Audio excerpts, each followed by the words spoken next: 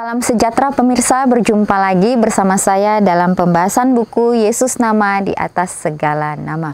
Buku ini ditulis oleh Nyonya Ellen G. White. Buku ini menyuguhkan kepada kita Yesus adalah Alfa dan Omega, pencipta langit dan bumi, pemikul beban besar kita. Kepada orang-orang yang bimbang di antara kita, dia menulis tentang seseorang yang merupakan pusat daya tarik yang agung. Kepada mereka yang hancur oleh dosa, dia menawarkan juru selamat yang sempurna, perantara yang agung, perantara yang maha kuasa, dan kapten keselamatan kita. Jadi inilah suatu pengharapan bagi kita, bagaimana Yesus sudah mati di atas kayu salib. Dia sudah menyerahkan dirinya untuk kita, dan dia mau memikul akan setiap beban-beban kehidupan kita. Oleh sebab itu, biarlah kita mau datang di bawah kaki salib Tuhan, menyerahkan setiap pergumulan hidup kita hanya kepadanya. Dan dia akan meringankan setiap langkah-langkah kehidupan kita.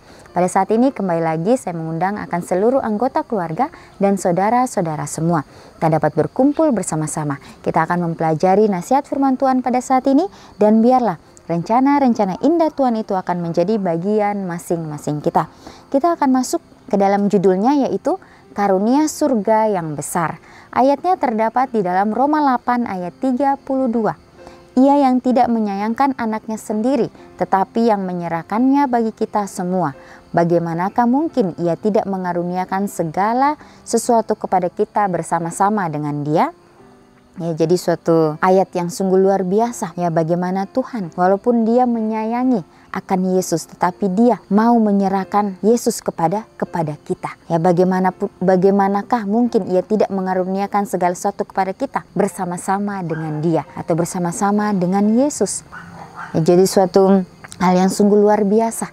Bagaimana kita sebagai manusia yang penuh dengan dosa, tetapi bagaimana Tuhan kita mau supaya kita dapat belajar dari teladan-teladannya. Tuhan memandang dengan belas kasihan kepada mereka yang membiarkan dirinya banyak dibebani dengan urusan rumah tangga dan dibingungkan dengan urusan bisnis. Mereka dibebani dengan banyak pelayanan, namun mengabaikan satu hal yang penting. Carilah dahulu kerajaan Tuhan dan kebenarannya, kata Juru Selamat. Maka semuanya itu akan ditambahkan kepadamu. Artinya berpalinglah dari dunia ini menuju keabadian. Kerahkan upayamu yang paling sungguh-sungguh untuk mendapatkan hal-hal yang Tuhan hargai, dan terhadap hal-hal yang mana Kristus telah diberikan nyawanya yang berharga agar engkau dapat memperolehnya.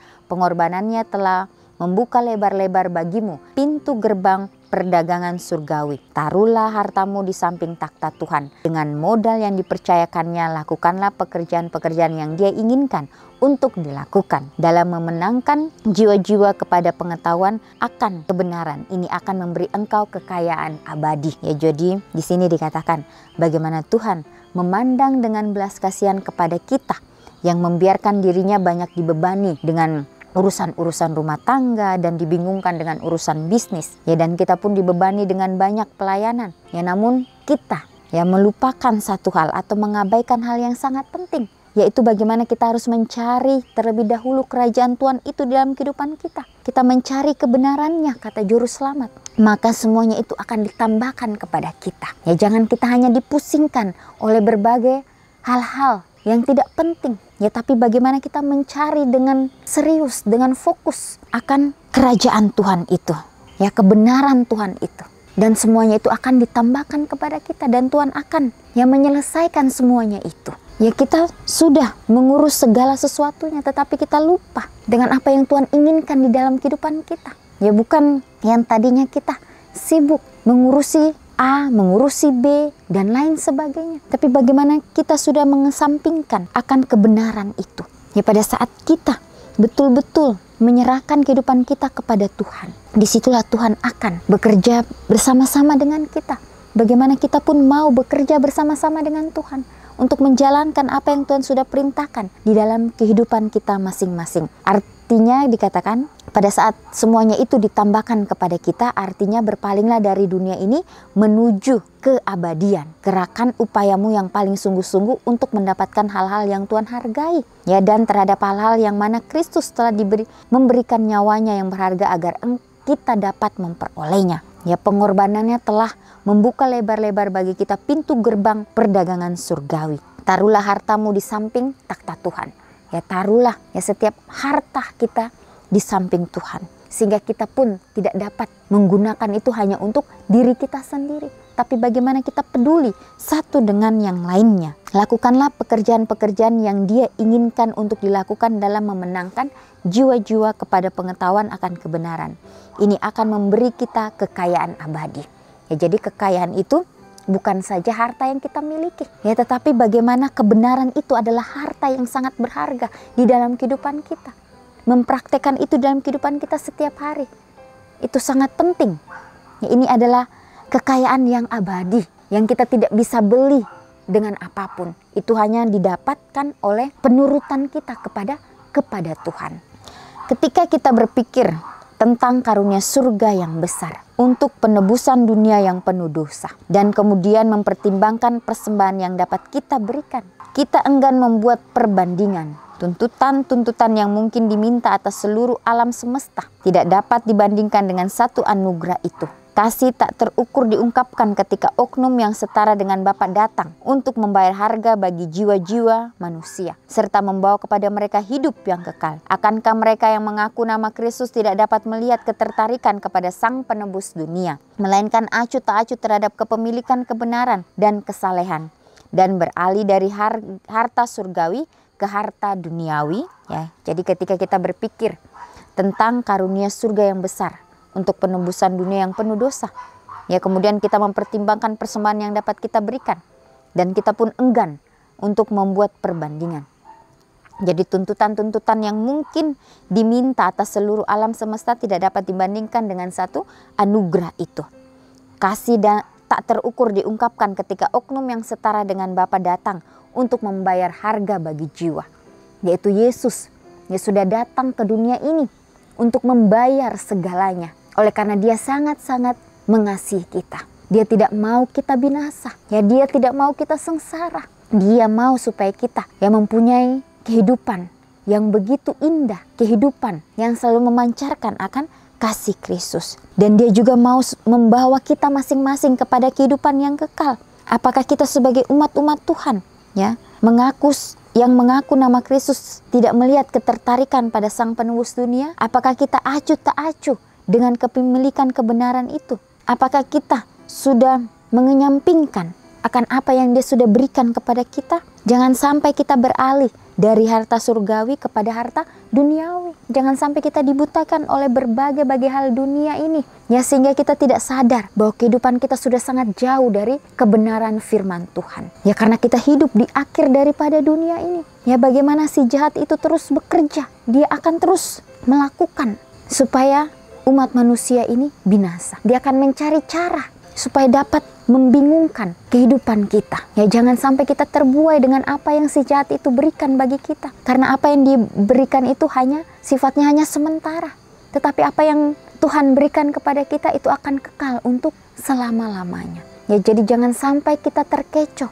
Jangan sampai kita terbawa oleh arus yang si jahat itu berikan kepada kita. Ya, walaupun kita sendiri, tetapi kita mau mempertahankan akan kebenaran itu. Ya, walaupun kita berbeda dari dunia, walaupun orang-orang melihat kita sebelah mata, tapi kita harus terus melakukan apa yang Tuhan inginkan di dalam kehidupan kita. Ya, jangan sampai kita terbuai oleh rayuan daripada si jahat ini. Dan inilah hukuman itu, terang telah datang ke dalam dunia, tetapi manusia lebih menyukai kegelapan daripada terang. Ya, sudah dikatakan, ya, jangan sampai kita mengambil bagian di dalam hal ini. Ya, terang itu sudah datang di dalam dunia. Ya, tetapi kita manusia ini memilih atau lebih menyukai kegelapan daripada terang itu. Jadi kita harus bersyukur, kita harus berterima kasih. Karena kembali lagi kita diingatkan, kita diberikan suatu nasihat yang begitu luar biasa saat ini. Supaya kita jangan terkecoh. Sebab perbuatan-perbuatan mereka jahat. Sebab barang siapa berbuat jahat membenci terang dan tidak datang kepada terang itu, supaya perbuatan-perbuatannya yang jahat itu tidak tampak. Tetapi barang siapa melakukan yang benar, ia datang kepada terang, supaya menjadi nyata bahwa perbuatan-perbuatannya dilakukan dalam Tuhan. Ya, jadi nasihat firman Tuhan kembali lagi mengatakan, sebab ya perbuatan-perbuatan mereka jahat pada saat kita menyukai kegelapan daripada terang itu. Ya, sebab barang siapa berbuat jahat membenci terang dan tidak dapat datang kepada terang itu, ya, supaya perbuatan-perbuatan yang jahat itu tidak nampak. Ya, jadi jangan sampai kita dikelabui, jangan sampai kita ditipu oleh si jahat ini. Seolah-olah kita berada di kebenaran, tetapi itu adalah suatu kesalahan. Seolah-olah kita berada di terang, tetapi sebenarnya kita berada di dalam suatu kegelapan. Barang siapa menaklukkan yang benar, ia datang kepada terang supaya menjadi nyata bahwa perbuatan-perbuatannya dilakukan di dalam Tuhan. Ya, kita akan tahu. Orang-orang yang sungguh-sungguh mencari Tuhan akan kelihatan dari buah-buahnya. Ya, akan ada perbedaan. Bila mana kita memahami, bila mana kita mengerti firman Tuhan itu di dalam kehidupan kita. Ya, kembali lagi saat ini ya, setan menjadikan bukan hitam dan putih. Dia menjadikan hitam dan abu-abu. Benar dan hampir benar. Jadi kita sebagai manusia biasa kita harus berhati-hati. Kita harus terus waspada. Kita harus meminta akan tuntunan Tuhan di dalam kehidupan kita. Ya, pada saat Yesus berada di dunia ini, bagaimana dia melewati semuanya itu. Hal-hal di dalam kehidupannya itulah yang menjadi pelajaran di dalam kehidupan kita masing-masing. Ya, bagaimana dia terus setia melakukan apa yang Bapaknya perintahkan di dalam kehidupannya. Sehingga pada saat dia menghadapi ujian, dia menghadapi itu dengan penuh ketenangan. Ya, akhirnya dia pun menang dari ujian-ujian yang diberikan. Ya, bagaimana malaikat dari surga itu datang untuk melayani dia. Karena dia sudah menang. Karena Yesus sudah menang. Inilah teladan yang Yesus berikan bagi masing-masing kita. Supaya pun kita mau mengambil bagian di dalam kehidupan Yesus. Merasakan apa yang Yesus rasakan di dalam kehidupannya. Walaupun dia dikatakan penuh dengan penolakan.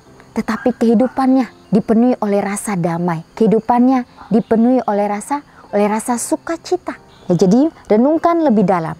Apakah hal-hal yang saya hargai saat ini berubah ketika hal-hal yang dihargai Yesus menjadi prioritas tertinggi saya? Jadi inilah pertanyaan bagi masing-masing kita. Biarlah kita mau terus mengandalkan akan Bapa kita yang ada di surga. Biarlah kehidupan kita boleh sesuai dengan kehendak-Nya. Inilah nasihat firman Tuhan pada saat ini. Biarlah kita mau terus menjadi ya pengikut-pengikutnya. Terus mengandalkan Dia di dalam kehidupan kita setiap harinya. Ya pemirsa, kita akan berjumpa lagi di kesempatan yang berikutnya dan Tuhan memberkati.